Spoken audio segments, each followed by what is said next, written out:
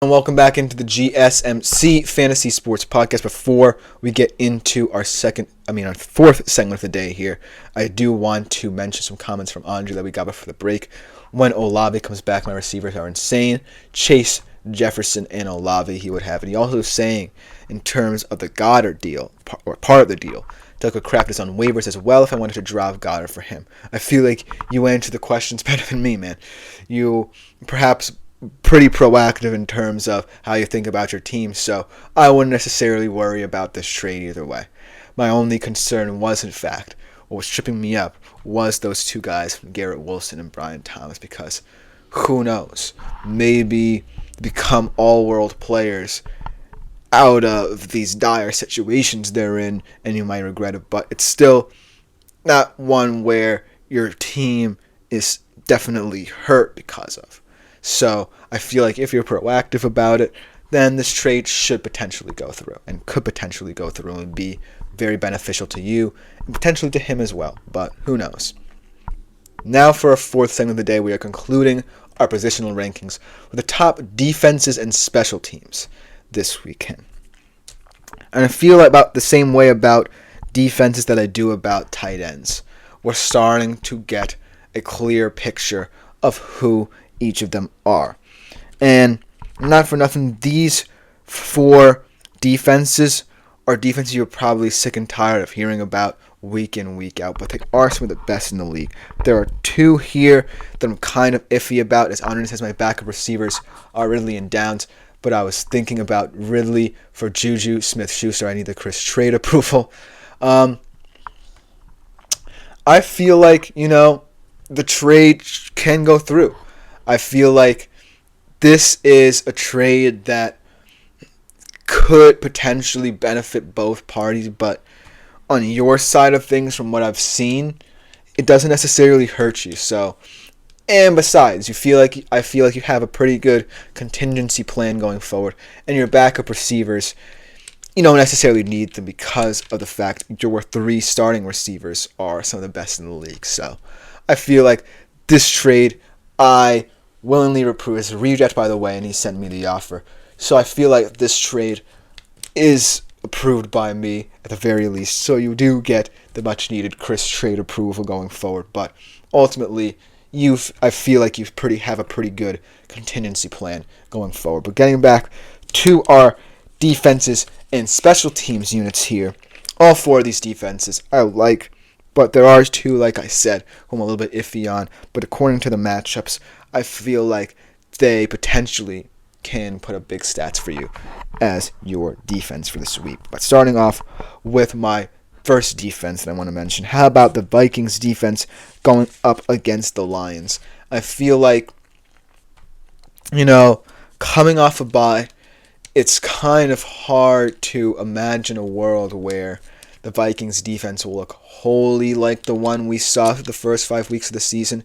As I said, he's trying to finesse me a little, but Goddard's going to be out a few weeks.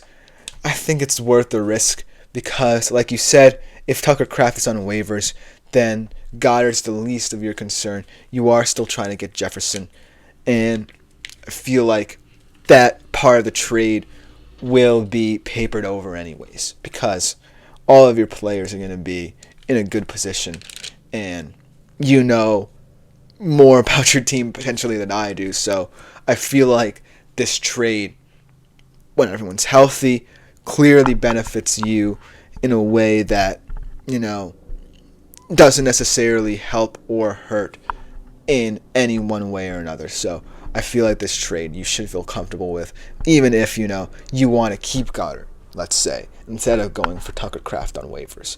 But that's just all my advice. Good luck to you in this trade. I feel like you should go through with it, as he did mention he just accepted it. So we'll see how it plays out. I wish you the best of luck with that trade. But going back to our defenses, talking about the Vikings, like I said, it is kind of risky coming off a bye week to pick a team in the Vikings who have a lot of momentum, but now we're going up against the toughest team they've probably faced, especially in a divisional encounter. But the thing about the Vikings defense is that it feels like it's well equipped for situations like this at this point. They've already beaten very similar offenses in both the 49ers and the Texans. And they've already beaten a divisional opponent. And as Ani said, I feel like having Jamar and Jefferson together is just something I can't deny. And that's why, I feel like that part of the trade is what makes it so special.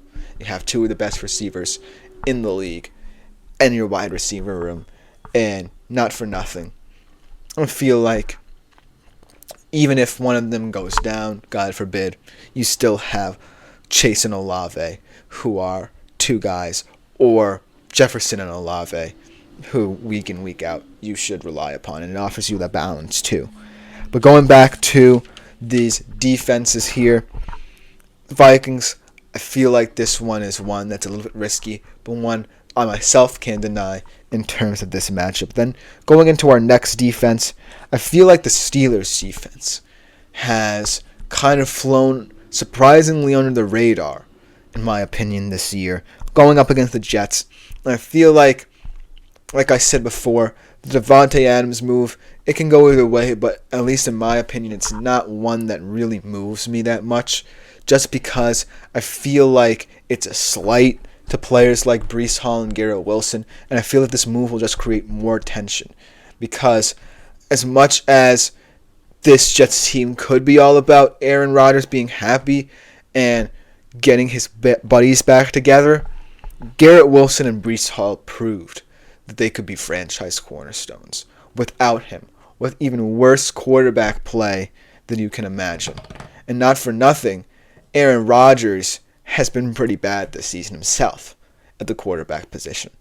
So it feels kind of weird and unsettling to go out and get Davante Adams. As Andre said, just an unnecessary move in my opinion. I agree. I feel like the Steelers' defense is one that can take advantage of the situation. Because at this point, I don't know what to think of the Jets with or without Rodgers. As honestly, it's going to help Wilson, though I believe they cannot double team anymore. I agree with that statement, but I still think that Garrett Wilson won't like the situation either way. So that's why I feel the Steelers will take this advantage in this matchup, because they are just a defense who, week in, week out, proves that they are one of, if not the best defense in the league. And I just feel like there are too many question marks around the Jets anyways for me to really fully buy into them with or without Davante Adams. But then the third defense that I kind of wanted to touch upon is the Rams defense going up against the Raiders coming off the bye week. This is a weird game, and the Rams are one of the two defenses I'm going to mention in this segment that I feel a little less comfortable in starting, but I still feel like in this matchup, they do have the upper hand, and this is a perfect opportunity for this young group to settle in. Because when I think of the Rams' defense, it's not that it's been overall bad and something that can't be improved upon. It's just that these players haven't had that much experience together. They haven't really been in a situation where they can really benefit from having a game like this one. But going forward, I just feel like the Rams defense is going to get better and better. I like their depth up front with both Verse and Fisk, and I like their back end as well. I like all these guys, and it's just a matter of coming together, as Andre agrees, in that the defense is so young. Spring chickens, he calls them. I feel like the Rams defense, not for nothing, is still one that I'm going to appreciate at the year's end. Because even as a Seattle Seahawks fan, as much as I don't want them to succeed, I feel like they're just going to grow year in, year out. I think Verse and Fisk, the sky's the limit for both of them. And I feel like week in, week out, as the schedule potentially lightens up a little bit, we're going to see what this Rams defense is capable of going forward. So I think this Raiders game is a good place to start for them going forward in terms of building that trust, building that rapport, most importantly, getting valuable reps against a team they feel like they compete. As Andre also agrees, I think over time they can be very good, he says. And I agree completely with that, because changing that as Andre said the league is trying to veto the trade. Well, I feel like either way, whether it doesn't go through or goes through, your team is still good enough to compete in any fantasy football league. So I wouldn't necessarily look into that veto too much, but it is, as he says, it's that really unfair trade. It kind of is, because Jefferson is such a very important player in fantasy, but I still think you're gonna get the trade through, and even if it does get vetoed, then I wouldn't really care that much, because your receivers room, like I said, is stacked. So I feel like either way, it's a win-win for you, because your team still is good if you don't get this trade to go through, and will be even better if this trade does go through. So you have to take your lumps sometimes in fantasy, week in, week out. But the last defense that I want to go through is actually your defense. As Ani said, the guy is 2-4, no depth though. Well, it is what it is. I feel like when a trade like that comes up, you have to kind of question a little bit. But I feel like it has to go through. And the league, no matter what, is going to see that in the end, either way, your team is not going to be overwhelmingly affected outside of the fact your receiver room just gets better.